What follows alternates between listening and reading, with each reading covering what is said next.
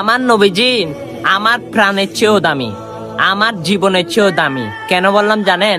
যখন মেরাজে যাবেন তখন হযরতে জিবরাইল আমিন আমার রসুলকে দেখে ঘুমাচ্ছে, তখন আমার রসুলের সামনে গিয়ে বিয়াদফি করে নাই, ঘুম থেকে জাগায় নাই।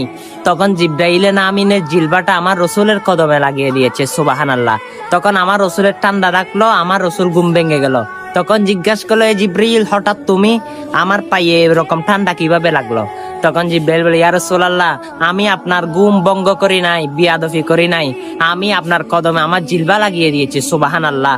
তখন আমার রাসূল বলে, হে জিবরাইল, তুমি ফেরেশতাদের সর্দার হইয়া এটা কি করলা? তখন জিবরাইল আমিন বলে, ইয়া রাসূলুল্লাহ, ইয়া রাসূলুল্লাহ, আমি ফেরেশতার সর্দার হতে পারি, কিন্তু আপনার কদমের সামনে কিছু না। দেখুন, জিবরাইল আমিন 600 নূরের পাকার অধিকারী হইয়ে এত বড় ফেরেশতাদের সর্দার হয়ে আমার রসুলকে তো সম্মান করে, সেই রসুলের সম্মান আমাদের থেকে কোথায়? চলুন সে নবীকে যারা মন প্রাণ অন্তর থেকে ভালোবাসি, সে নবী আমাদেরকে জান্নাতে হাত ধরে ঢুকাইবে, সেটা যদি মনে করে থাকি, এই সুন্দর বার্তাটা সকল মানুষের কাছে পৌঁছে দিই। আমিন।